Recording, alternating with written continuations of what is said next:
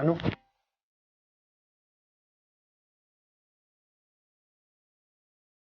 ಹಣೆ ಕುಂಕುಮ ಇಟ್ಕೊಂಡಿದ್ಯಾ? ದೇವಸ್ಥಾನಕ್ಕೆ ಹೋಗಿದ್ಯಾ?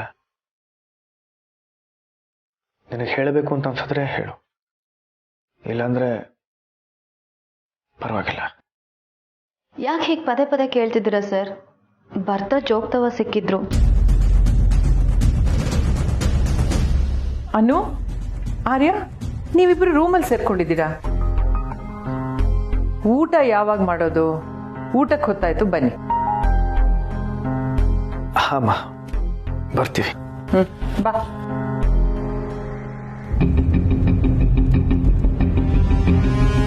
ಅನು, ಫ್ರೆಶ್ ಆಗಿಬಿಟ್ಟು ಬಾ, ಊಟ ಮಾಡೋಣ. ಊಟಕ್ಕಿಂತ ಮೊದಲು ಮಾತ್ರೆ ತಗೋಬೇಕು. ಮನೆಯವ್ರೆಲ್ರಿಗೂ ನನ್ನ ತಾಯಿ ಆಗ್ತಿರೋದನ್ನ ಹೇಗೆ ಹೇಳಲಿ? ಹೀಗೆ ಸಡನ್ನಾಗಿ ಹೇಳಿದ್ರೆ ಅವ್ರು ಏನು ಅನ್ಕೊಳ್ಳಲ್ಲ. ಹಬ್ಬದ ದಿನ ಎಲ್ಲಾನು ಹೇಳ್ತೀನಿ. ಹಾಗೆ ಹೇಳಿದ್ರೇ ನನಗೆ ಸಮಾಧಾನ. ಅನು,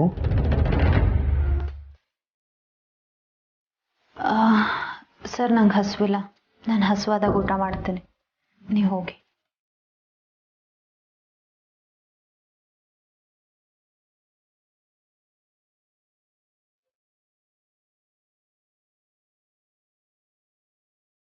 ನಿನಗೆ ನನ್ನ ಜೊತೆ ಕೂತು ಊಟ ಮಾಡೋಕ್ಕೂ ಇಷ್ಟ ಇಲ್ಲ ಅಂತ ನನಗೆ ಅರ್ಥ ಆಗ್ತಿದೆ.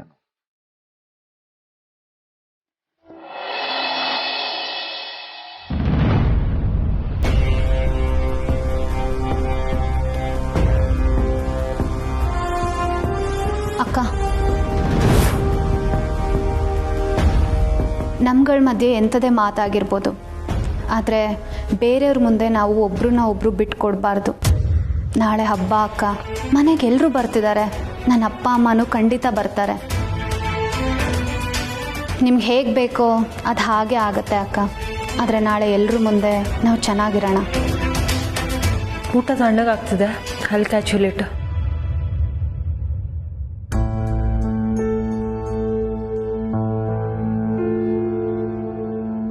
ಈಗ ಎಲ್ಲರೂ ಅವ್ರವ್ರ ಯೋಚನೆಯಲ್ಲಿ ಅವ್ರವ್ರಿದ್ದಾರೆ. ಹಾಗೇ ಇರಲಿ. ನಾಳೆ ನಾನು ಹೇಳೋ ವಿಷಯ ಕೇಳಿದ್ಮೇಲೆ ಎಲ್ಲರೂ ಬದಲಾಗ್ತೀರಾ ಅಂತ ನಾನು ನಂಬ್ತೀನಿ. ಕಂದ, ನೀನು ಬರ್ತಿದ್ಯಾ ಅನ್ನೋ ಸುದ್ದಿ ಗೊತ್ತಾದ್ಮೇಲೆ ನೋಡ್ತಾ ಇರು, ಈ ಮನೆ ಬಣ್ಣನೇ ಬದಲಾಗುತ್ತೆ.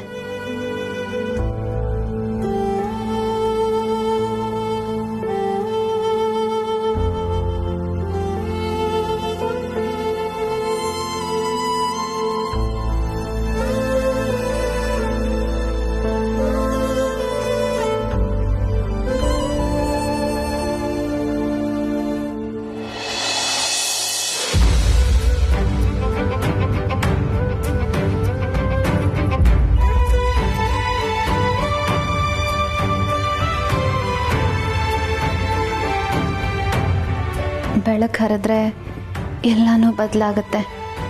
ಆ ನಂಬಿಕೆಯಲ್ಲೇ ನಾನು ಮಲ್ಕೋತೀನಿ. ಈ ವಿಷಯನ ಮನೇಲಿ ಎಲ್ರಿಗೂ ಹೇಳಿದ್ರೆ ಹಬ್ಬದ ಕಳೆ ಇನ್ನೂ ಹೆಚ್ಚುತ್ತೆ ಕಣೆ. ಹೊಸ ಸತ್ಯಗಳನ್ನ ಅರ್ಥ ಮಾಡ್ಕೋಬೇಕಂದ್ರ ಹಳಿ ಸುಳ್ಳುಗಳನ್ನ ಮರ್ಲಿಕ್ಕಾಗಬೇಕಾಗ್ತದ.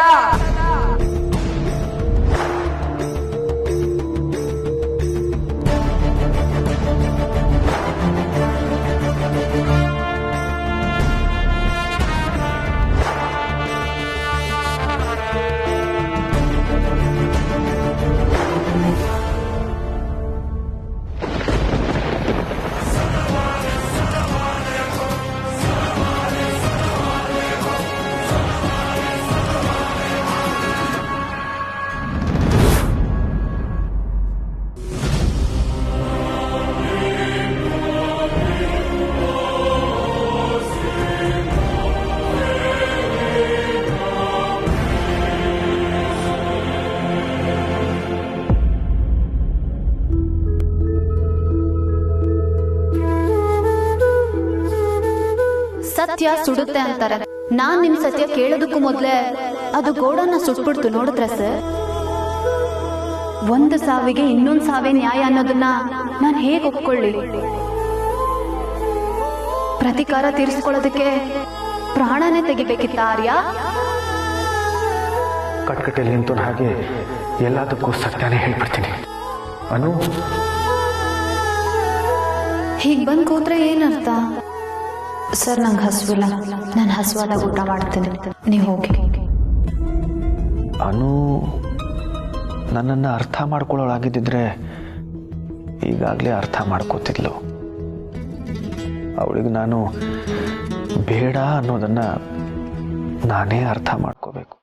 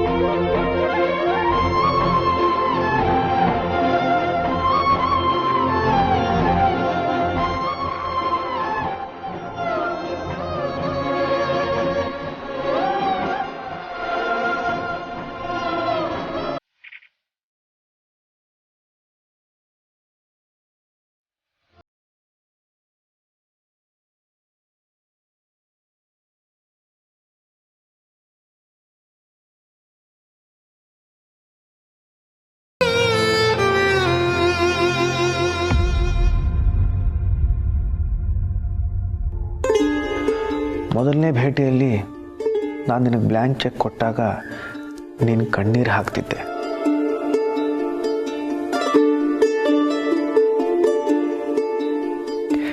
ಇನ್ಯಾವತ್ತೂ ನಿನ್ನ ಕಣ್ಣಲ್ಲಿ ನೋವನ್ನು, ಕಣ್ಣೀರನ್ನು ನೋಡಬಾರ್ದು ಅಂತ ನಾನು ಅವತ್ತೇ ನಿರ್ಧಾರ ಮಾಡಿದ್ದೆ. ನನ್ನಿಂದಾನೇ ನಿನಗೆ ನೋವಾಗ್ತಿದೆ ಅನ್ನೋದಾದರೆ ನಾನಿದ್ದು ಪ್ರಯೋಜನ ಏನು? ನನ್ನ ಕ್ಷಮಿಸುವನು. ಬಂಗಾರದಂಥ ಬದುಕು ಬದುಕಬೇಕಾದವಳು ನೀನು. ನನ್ನನ್ನು ಮದುವೆಯಾಗಿ ಕೊರಗೋದೇ ನಿನ್ನ ಜೀವನ ಆಗಬಾರ್ದು.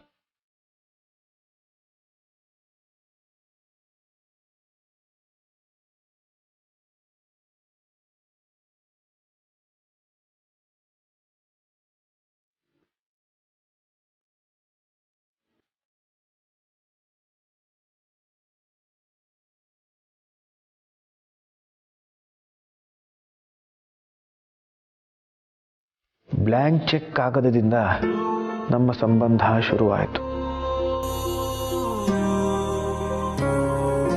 ಈಗ ನನ್ನ ಮನಸ್ಸಲ್ಲಿರೋದನ್ನೆಲ್ಲ ಈ ಕಾಗದದಲ್ಲಿ ಭರ್ತಿ ಮಾಡ್ತೀನಿ. ಇಲ್ಲಿಗೆ ಇದು ಮುಗಿಲಿ.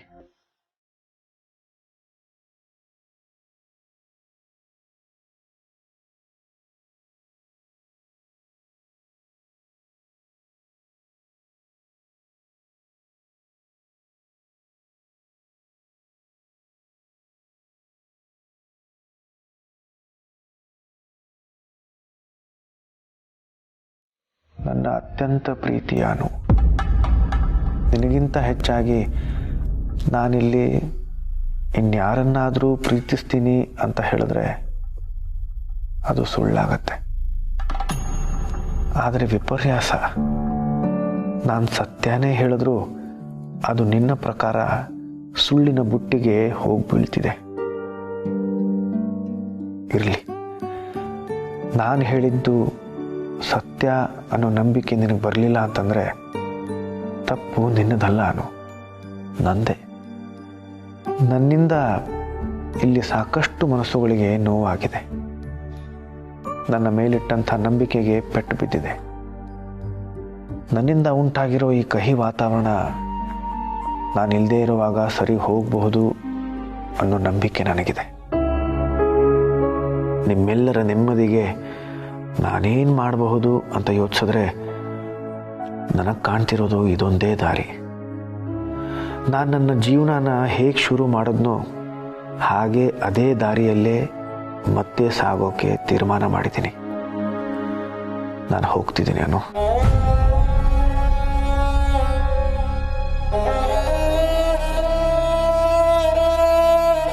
ಎದೆ ತುಂಬ ನಿನ್ನ ನೆನಪು, ಪ್ರೀತಿ ತುಂಬಿಕೊಂಡು ಹೋಗ್ತಿದ್ದೀನಿ. ಅಷ್ಟರ ಮಟ್ಟಿಗೆ ನಾನು ಶ್ರೀಮಂತ. ಅನು, ಸದಾ ನಿನ್ನ ಹಿತವನ್ನೇ ಬಯಸ್ತೀನಿ.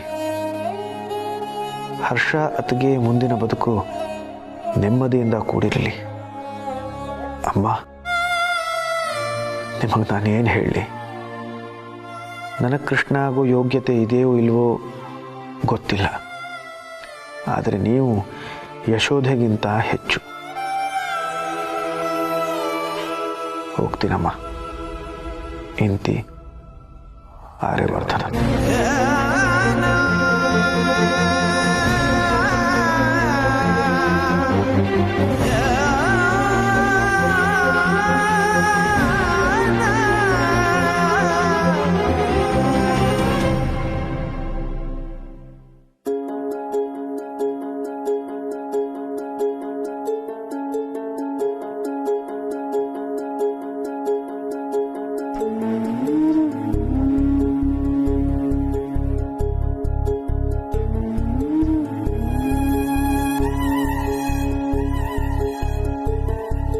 ಕಣ್ಣ ಮುಚ್ಚೆ ಕಾಡೆಗೂಡೆ ಆಟ ನಮ್ಮ ಬಾಳು. ಯಾರ್ಯಾರ ಹಣೆ ಏನೇನಿದೆ ಬಲ್ಲೋರ್ ಯಾರು ಹೇಳು.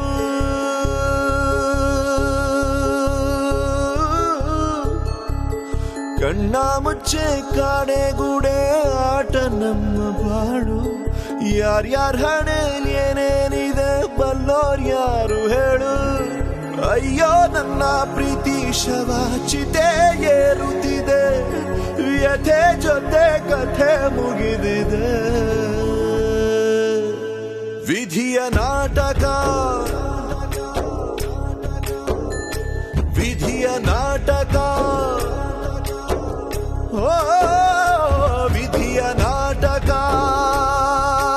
ನನ್ನ ಬದುಕು ಸೂತಕ.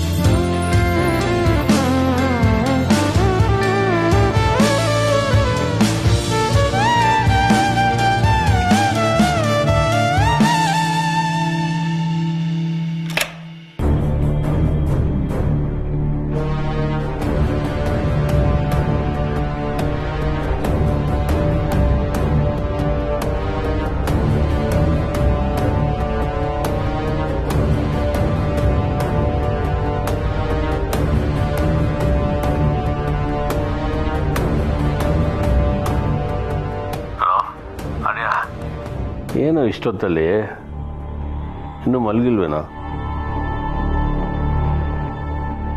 ಹಲೋ ಆರ್ಯ. ಹಲೋ ಹಲೋ ಹಲೋ ಝಂಡೆ, ಕ್ಷಮಿಸು ಕಣೋ, ಅದು ತಪ್ಪಾಗಿ ಫೋನ್ ಹೋಯ್ತು. ಏನು ನಿದ್ದೆ ಮಾಡಿದೆ? ಏನೋ ಮಾಡ್ತಿದ್ಯಾ ಇಷ್ಟೊತ್ತಲ್ಲಿ? ಅದು ಫೋನ್ ನೋಡ್ತಾ ಇದ್ದೆ, ತಪ್ಪಾಗಿ ನಿನ್ನ ನಂಬರ್ ಡಯಲ್ ಆಗೋಯ್ತು. ನೀನು ಮಲ್ಕೋ. Good night. Good night ಕೇಶ.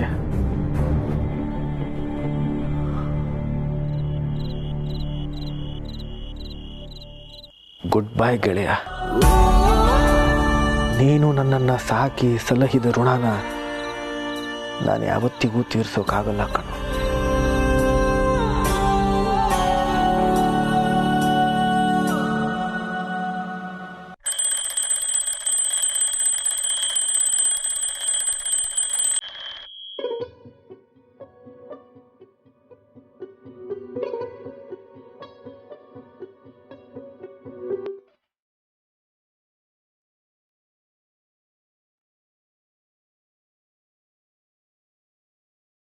ಇವರೆಷ್ಟು ಬೇಗ ಎದ್ರ?